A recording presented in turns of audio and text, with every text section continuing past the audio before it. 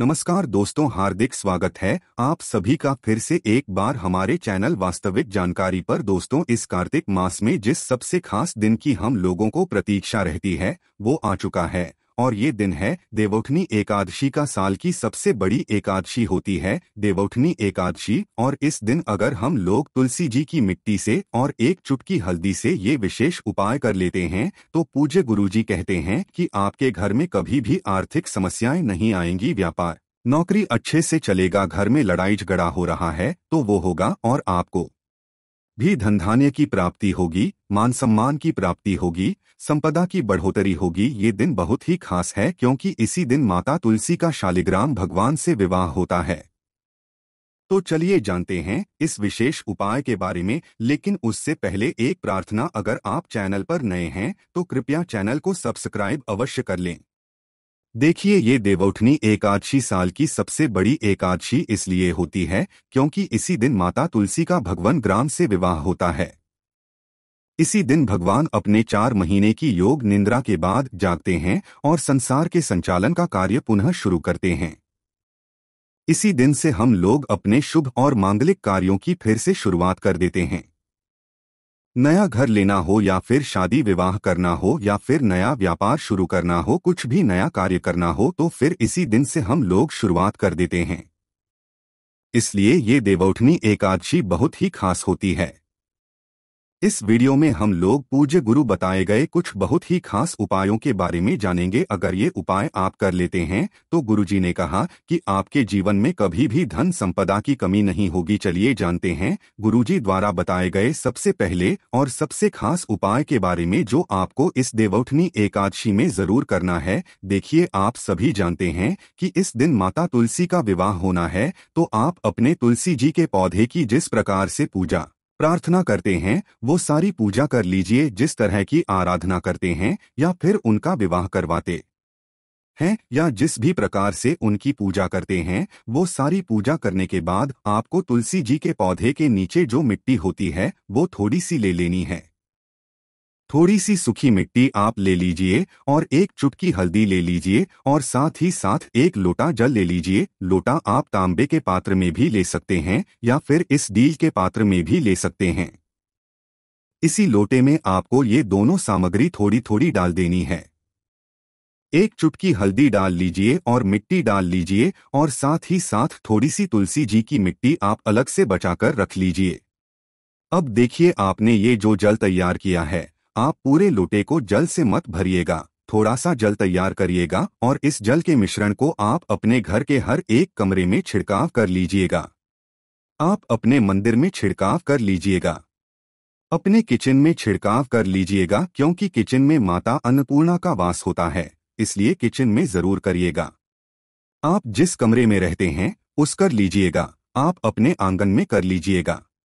बस आपको किसी भी अशुद्ध जगह में इसका छिड़काव नहीं करना है और ना ही महादेव के ऊपर करना है। आपके घर में जो शिवजी की फोटो हो या शिवलिंग हो, कुछ भी हो, तो उनके ऊपर आपको इसका छिड़काव नहीं करना है और प्रत्येक जगह पर आप इसका छिड़काव करते जाइए और नमो भगवते वासुदेवा इस मंत्र का स्मरण करते जाइए।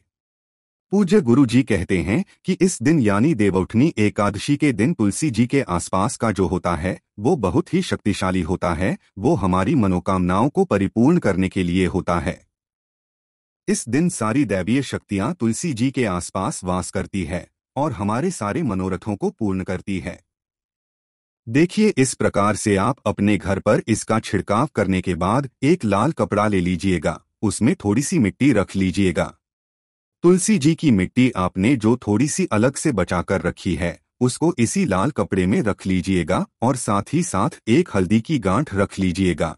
आप सभी जानते हैं कि इस बार गुरुवार के दिन एकादशी पड़ रही है। पूरा ये कार्तिक का महीना भगवान विष्णु को समर्पित होता है। एकादशी की तिथि भगवान विष्णु को समर्पित होती है और साथ ही साथ ये जो गुरुवार के दिन पड़ रही है तो गुरुवार का दिन भी भगवान विष्णु को समर्पित होता है, इसलिए ये दिन हमारे लिए बहुत ही खास हो जाता है। आप ये एक हल्दी की गांठ इसमें रख लीजिएगा, मिट्टी रख लीजिएगा और इसे एक पोटली की तरह तैयार करके फिर इसे अपनी धन संपदा वाली जगह पे रख लीजिए। आप इसे अपने घर की तिजोरी में भी रख सकते हैं और अपने व्यापार करने वाली जगह पर भी रख सकते हैं। रखते हुए भी आपको कम से कम 11 बार या 21 बार ओम नमो भगवते वासुदेवा इस मंत्र का स्मरण कर लेना है। और ये कार्य आप रात में 12 बजे से पहले किसी भी समय कर सकते हैं। पूज्य गुरु जी कहते हैं कि अगर हम इस प्रकार से तुलसी जी की मिट्टी वाले जल का छिड़काव करते हैं तो हमारी कोई भी मनोकामना हो तो माता तुलसी की कृपा से तथा भगवान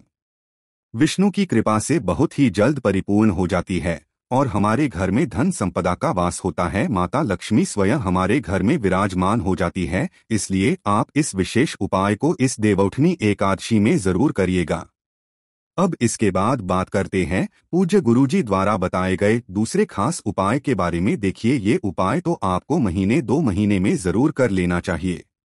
महीने 2 महीने के अंदर जो भी विशेष तिथि आए, चाहे नवरात्रि आए या फिर दीपावली आए या फिर होली आए या फिर आए और या फिर कोई खास एकादशी आए, तो आपको ये विशेष उपाय जरूर कर लेना चाहिए। इस उपाय के लिए आपको थोड़ी सी शुद्ध हल्दी ले लेनी है।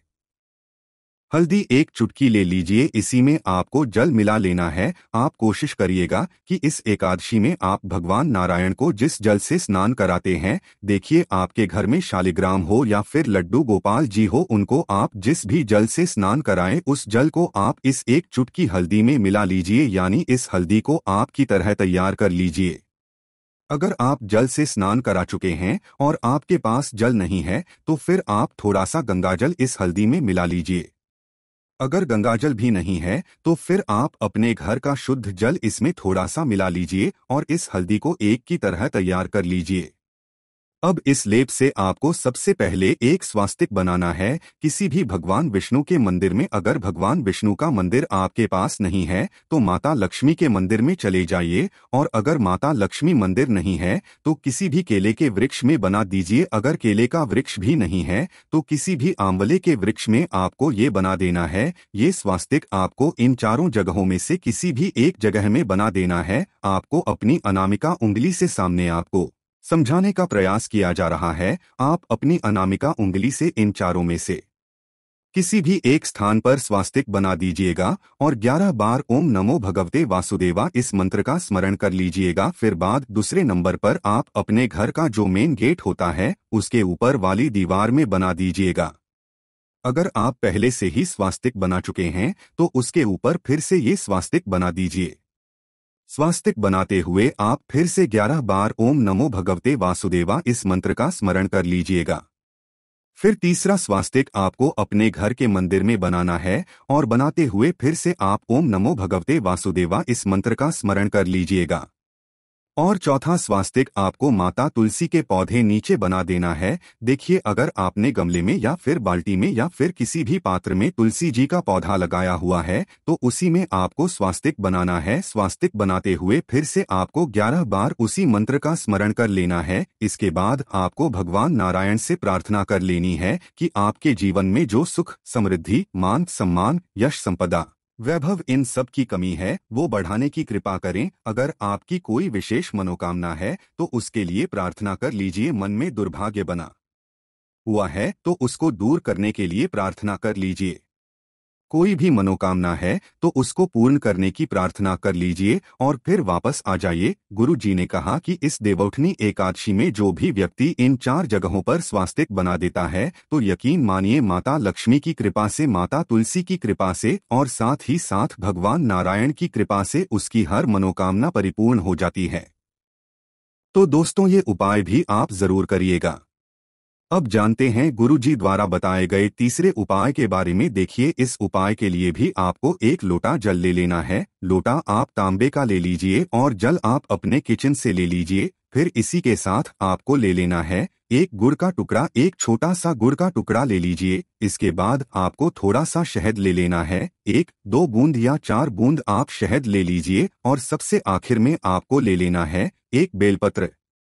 बेलपत्र अगर आपके पास नहीं है तो शिवलिंग के ऊपर चढ़ी हुई बेलपत्र को उठाकर जल से शुद्ध करके फिर आप उसका भी इस्तेमाल कर है। बस आपको ध्यान रखना है कि ये बेलपत्र कहीं से भी कटीफटी ना हो और बेलपत्र की डंडी के आखिर में जो होती है यानी जो डंठल होता है वो भी नहीं होना चाहिए। अब ये सारी सामग्री लेकर आपको पहुंच जाना है शिवालय। इस उपाय को आप सुबह करना चाहें तो सुबह कर सकते हैं और शाम को करना चाहें तो शाम को कर ले। शिवालय पहुंचने के बाद आप जो एक टुकड़ा गुड़ का लेकर आए हैं उसे इसी एक लोटे जल में डाल दीजिए और जो आप शहद लेकर आए हैं उसे अपनी अनामिका उंगली में लगाइए और शिवलिंग के ऊपर ओम बनाते हुए आप ओम नमः शिवाय या फिर श्री इन दोनों में से किसी भी एक मंत्र का जाप कर लीजिए। इसके बाद आप जो एक बेलपत्र लेकर आए हैं उस बेलपत्र को अपनी हथेली में रखिए। अपनी मनोकामना बोलिए, बृहस्पतेश्वर महादेव से अपनी मनोकामना बोलिए। कैसी भी आपकी मनोकामना हो, चाहे व्यापार से संबंधित हो, नौकरी से संबंधित हो, विवाह से संबंधित हो या किसी भी प्रकार की मनोकामना हो, तो उसको पूर्ण करने के लिए बृहस्पतेश्वर महादेव से प्रार्थना कर लीजिए। फिर ये एक बेलपत्र आपको इसी ओम के ऊपर रख देनी है। बेलपत्र की चिकनी साइड का हिस्सा नीचे की तरफ रहेगा और डंडी जलाधारी की तरफ रहेगी। इसके बाद जो आप एक लोटा जल लेकर आए उसे शिवलिंग के ऊपर धीरे धीरे समर्पित करते जाइए और लगातार ओम नमः शिवाय मंत्र का स्मरण करते जाइए तथा बृहस्पतेश्वर महादेव का स्मरण करते जाइए। पूज्य गुरु जी ने कहा कि जो भी व्यक्ति इस एकादशी में महादेव के सम्मुख ये उपाय कर लेता है तो उसकी बड़ी से बड़ी मनोकामना बृहस्पतेश्वर महादेव कृपा से जरूर परिपूर्ण हो जाती है।